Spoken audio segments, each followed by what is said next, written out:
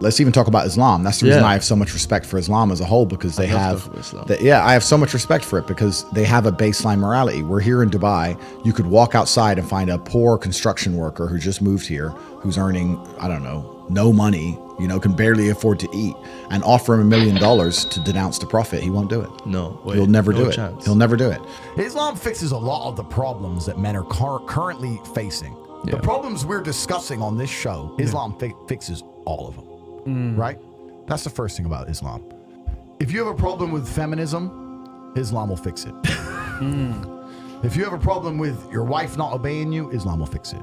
And I'm not a Muslim, right? If I had to choose a religion, I would, because I live in an Orthodox Christian country, I go to the Orthodox Christian church. I donate $20,000 a month to the church in the country I live in. So I would guess I'm an Orthodox Christian. But if I had to bet on one religion as if I were betting on the stock market for the future, you have to bet on Islam. Because Muslims are intolerant. And I'm not saying that disrespectfully, because if you're tolerant of everything, then you stand for nothing. Respect, I just have absolute, even though I wouldn't identify as Muslim, I have absolute respect for the ideology, respect for the mentality, respect for the warrior aspect of it. That's how much they believe and respect. And I respect people who stick up for what they believe in. It's not even about me believing in it. I respect them because they believe and they will defend. Muslims are the only people who will defend their religion. They will defend their beliefs. They refuse to be mocked. They refuse to be insulted. And I respect that about them, right? And the third point is, and I've been all around the world, some of the best countries in the world today are the first world Muslim nations. Qatar, you can go to Qatar, you can fall asleep with $1 million on your lap in the middle of the street. Nothing's going to happen to you. Saudi Arabia as well. You can go to Saudi, nothing will happen to you. You can go to Dubai, UAE, nothing's going to happen to you. They leave their cars parked with the keys inside. It's so safe. Wow. It's so safe. Women, everyone's married. Every woman obeys her husband. Every single woman has 4, 5, 6 kids. Big families. All the things we're talking about, all the problems we have here, right? They've got none of that. None of it. Because of Islam. Islam keeps society in the role where women obey their man. Women have children. Women have big families. Women are exceptionally happy to do so. Yeah, very true. They're happy. Society is functioning. Their population is growing, because in most Western countries, the population is declining. So we have population problems in the West. They have none of the population problems. Society is functioning. And that's what society is. Society starts at the smallest possible group. You have families, and families make a street, and that street makes a village, and that village makes a town, that town makes a city, and that city makes a country. So if it's broken at the very fundamental level, if its family level's broken, then it's broken the whole way up. And that's what's happened in the West. And the first world Islamic countries have none of those problems. So if you're going to talk about a belief system that fixes issues, you need to go to Islam. And I will say this that will fix everything.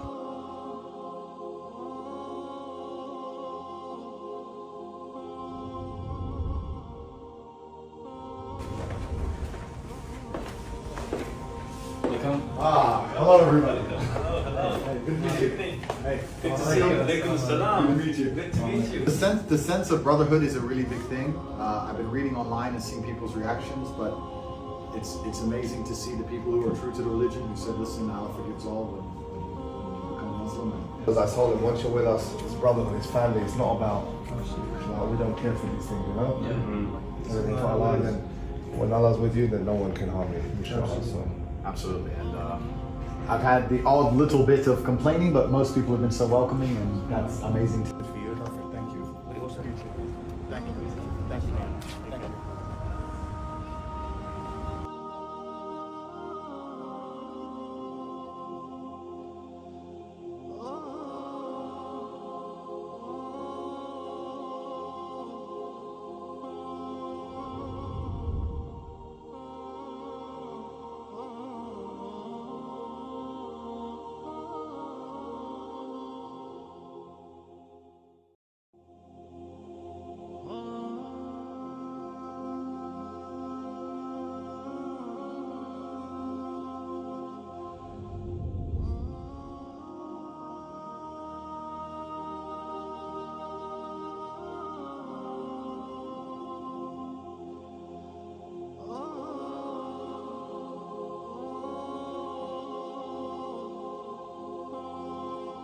think a lot of people who've been following me for a while understand that I've been very respectful of Islam for a long time.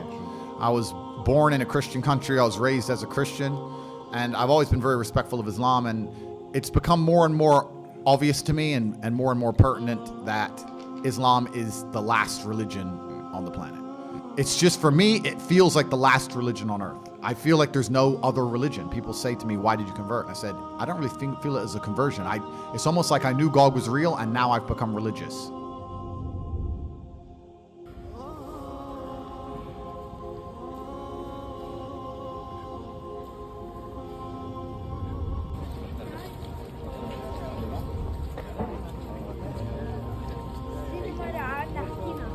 But how's your life changing anyway? How do you feel? I mean, it's been a bit of a while now.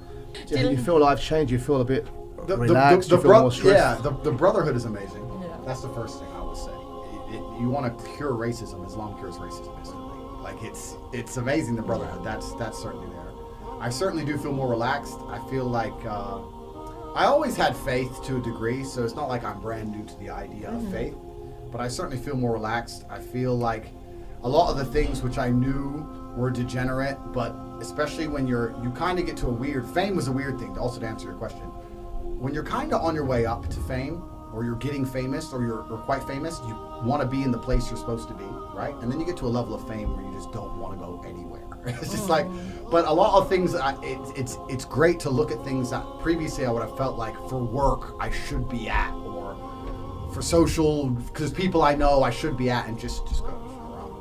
No, staying home. So that's good. What's the hardest thing so far? Is there anything? Nothing's been hard. I've quit alcohol. That hasn't been difficult. I think, like I've explained before on other podcasts, it's the only religion that's left on the planet that has serious boundaries. I saw actually an Islamic guy, an Islamic podcaster, I don't know who he was, who said Tate reverted to Islam because it's intolerant, or because its degree of intolerance is because of its strict lines, and people are trying to walk away from it because of its strict lines. But Tate understands the beauty of strict lines, and that's exactly what it is. You need to have boundaries in life, like everything we just discussed. If you remove boundaries, it becomes a free-for-all, right? So you need to have boundaries. No, that's a very good point he made. You've got everything, and like to a lot of people saying, why would you want to be in a religion where there's certain boundaries? Why? Because you're living this life. A lot of Westerners will say, why would you be in Islam? Why? Like, what made you? Humans need boundaries. That's the first thing I'll start by saying. I'll say that I used to be an atheist. I like to believe that I found scientific proof for God. I think that there's an equal and opposite force. That was one of Newton's laws. And when you understand the evil that exists in the world today, there must be an opposite force to the evil, which has to be God. To sit and say that the things that are happening in the world today aren't truly evil is ignorant. And once you understand they're truly evil and that people are doing them on purpose, not on accident, you understand that Shaitan exists, the demons exist, which means God must exist. So then you have to find the religion which I believe you feel the most affinity to. Truthfully, I think Islam is almost the only religion on the planet. I look at other religions now, and they don't have any red lines. They don't have any non-tolerance. If you're going to sit there and be tolerant of absolutely everything, then you stand for nothing. So how can you be a religion? But the whole point of religion is exactly what you said. There are certain things you cannot do. If you're going to have a religion and say, well, you can do whatever you want, then you don't have a belief system. So it's almost like people say, why did you choose the Muslim religion? I sit and say, name another one. I don't think there's any competition or alternative to it. And I've always felt an affinity for it. I've always been talking on podcasts about how much I respect it. Like, and if you're going to be religious, you're gonna choose the path you respect. I don't think there's any other choice. I don't think there's any competition. It has to be the truth. It has to be the truth. Obviously, you became Muslim. You used to be an atheist. Yeah. How did that whole change happen? Well, first from atheism, the first thing you have to do is accept that God is real. So I got there by seeing and being exposed to all the evil and degeneracy in the world. There's an equal and opposite force, Newton's third law. Yeah. For everything, there's an equal and opposite reaction. The equal and opposite reaction to pure satany and debauchery and disgusting degeneracy has to be God, which proves that God must exist. I guess I naturally reverted to Christianity because I was raised as a Christian when I was a child and I was living in a Christian country, but I always had a very healthy respect for Islam. Even for many years I was talking about how much I respect Islam. Since I've reverted, a lot of people ask me very detailed questions. I'm on a journey like everybody else. I'm new to this like everybody else. I'm not here to quote the Quran. I don't understand a lot of it yet. I'm just studying like everybody else is. But I have a very healthy respect for the belief system, and that's why I understood it's the place for me to be. But how did you learn? Did someone teach you? Did you have Islamic friends? Or, I'm curious. Yes, I've always had Islamic Islamic friends. So I grew up with a bunch of very close Muslim friends, and I've always been not envious, but certainly I've had a large amount of adoration for their respect for their families, respect for their culture, their brotherhood, the way they operate. I've always thought it's a fantastic way to be. Yeah. And it's been a very long, ongoing conversation. I've been exposed to the religion and people who were Muslim for a very long time, my entire life. Now, since you become a Muslim, have you stopped drinking alcohol? Yes. You know, I'll be honest with you, as much as it might sound very strange, but I didn't really know who Andrew Tate was. But then when the hype came, I obviously found out, and I checked him out, and I was very happy at the Shahada. And mashallah, he seems like a very sincere brother, and he says what he feels. That means the hypocrisy factor doesn't seem to be there at all. In fact, it probably isn't, because he says it as he thinks. As he deems. That's how it comes across, alhamdulillah. So it's a good thing.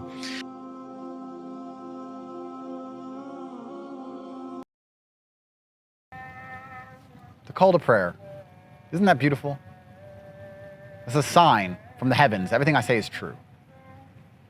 Also means I have some praying to do, because I've converted to Muslim now, converted to Islam. So a lot of people out there who say I don't take it seriously, I find that quite offensive. I take it very seriously. I think God is the most serious thing on the planet. And just because I live a life in which I have all of Earth's worldly treasures does not mean that I neglect my spirituality, because I understand how important spirituality is. Hedonism and all the world's earthly pleasures are a black hole. You cannot fill it. You must feel happy deep inside of yourself.